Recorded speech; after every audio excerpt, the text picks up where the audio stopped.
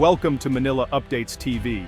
Subscribe and press the bell icon for more updates. The air in Tokyo is thick with anticipation. Flashing headlines dominate the news cycles across Asia. Japan is making a move that will reshape maritime security for decades. The nation has announced a landmark decision, transferring its Asagiri-Class destroyers to key partners.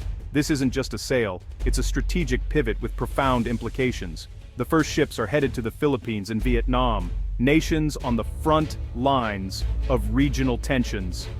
For years, their navies have struggled to patrol vast coastlines with aging fleets. The Asagiri-Class destroyers represent a leap in capability, offering advanced anti-submarine and anti-surface warfare systems. This transfer is more than hardware, it's a symbol of solidarity from Japan. In Beijing, the move is met with concern, seen as a direct challenge to China's maritime ambitions. Japan is stepping beyond its post-war constraints, actively arming nations with territorial disputes against China. The Asagiri strategy could escalate tensions, shifting the regional military balance.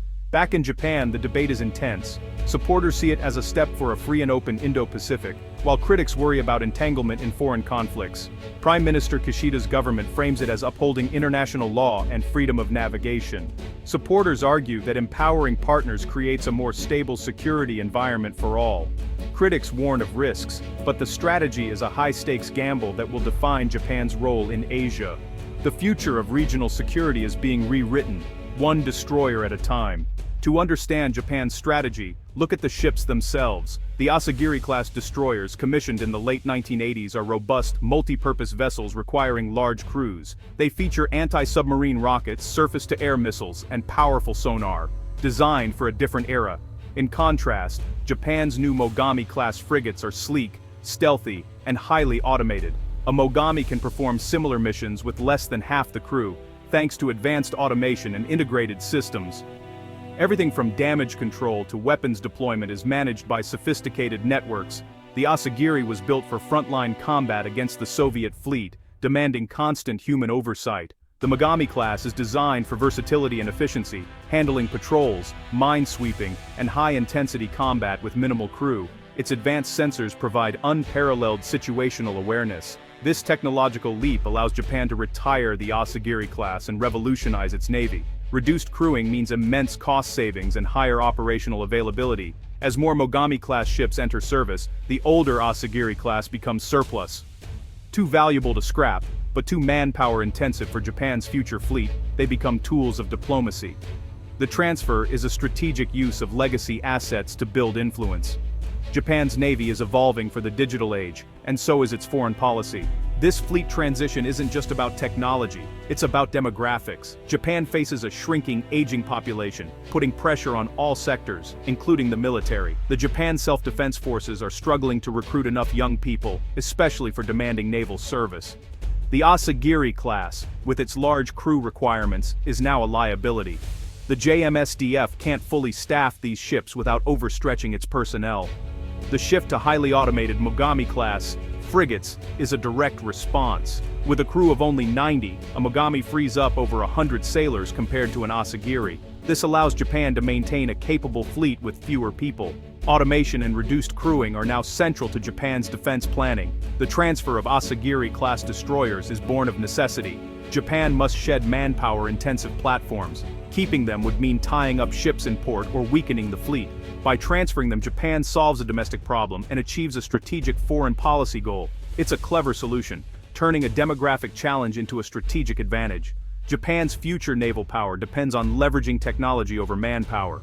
For the Philippines, Vietnam, and Indonesia, the Asagiri class is a golden opportunity. These nations face vast maritime security challenges with outdated fleets. The Asagiri class offers a quantum leap, advanced sensors, anti-submarine rockets, and harpoon missiles. Its primary strength is anti-submarine warfare, a critical gap in Southeast Asian navies. The destroyer's endurance and firepower allow it to act as a flagship, coordinating smaller vessels and projecting power. It can patrol distant waters for extended periods, vital for disputed areas like the Spratlys. A single Asagiri signals serious intent to defend national interests. For these partners, it's not just an old ship, it's a symbol of newfound strength.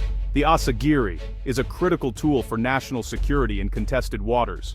The Asagiri class's value shines in the gray zone, where conflict simmers below open warfare. In the South China Sea, coercion and intimidation are common, but outright conflict is rare. A large, well-armed destroyer changes the calculus in these encounters.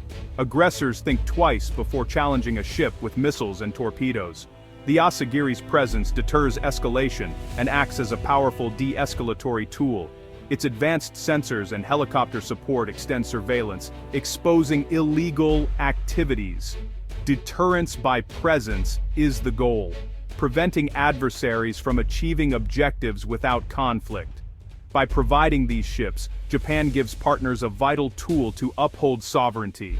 The Asagiri helps manage disputes through strength, not force. Transferring an Asagiri-class destroyer is far from simple. These ships, over 3 decades old, require thorough overhauls before transfer. Upgrades to electronics, hull inspections, and mechanical checks are essential. Interoperability is a major hurdle.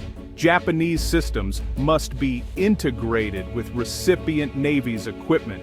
Communication and data links need compatibility. Weapons may require modification. The human element is critical. Hundreds of sailors must be trained to operate and maintain the ship. This involves engineers, technicians, and combat operators learning complex Japanese systems. Training programs and long-term technical support are necessary, adding cost and complexity. Logistical support is another challenge. Spare parts and munitions must be sourced from Japan. This creates a long-term dependency, benefiting Japan but burdening recipients. The recipient navy must budget for sustained support over the ship's remaining service life. Overcoming these challenges is key to making the transfer effective. Success means turning a transferred ship into a true asset, not just a hand-me-down. The process forges deeper ties between Japan and its partners. Japan's strategy is a boon for its defense industry. Shipyards like Mitsubishi Heavy Industries handle the refits, keeping skilled workers employed. Long-term support contracts for parts and maintenance create steady revenue streams. Every repair or software update ties recipient navies to Japanese industry.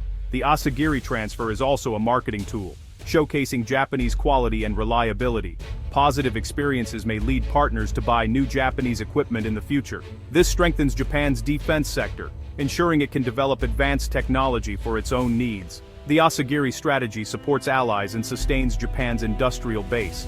The Asagiri strategy is about building a network of partners. By providing destroyers, Japan invests in the security and sovereignty of its neighbors. Shared training and operations forge strong institutional and personal bonds. This network creates a security chain across the Indo-Pacific, complicating any aggressor's calculations. As partners operate similar platforms, joint operations and data sharing become possible. The Asagiri transfer lays the groundwork for integrated multinational naval forces. It reinforces Japan's leadership role, moving from economic power to regional security provider. By helping neighbors, Japan enhances its diplomatic clout and influence. The strategy shapes a stable, rules-based regional order aligned with Japan's interests. It's not just about ships, it's about forging alliances for a secure future. The Asagiri is a catalyst for a new era of Asian security cooperation. The Asagiri strategy is a forward-thinking approach to Japan's defense. Japanese strategists call it remote defense. Security begins far from home waters. The South China Sea is vital for Japan's trade and energy imports. By strengthening Southeast Asian navies, Japan pushes its first line of defense outward. This allows Japan's most advanced ships to focus on direct threats closer to home. As partners handle routine security, U.S. naval assets are freed for high-end deterrence. The strategy complements the U.S.-Japan alliance, building a broader security network. Japan's decision to transfer Asagiri-class destroyers solves domestic and strategic challenges. It's a proactive vision for regional stability, turning old warships into instruments of diplomacy and deterrence. Japan is confidently reclaiming its role as a leader in Asia's security future.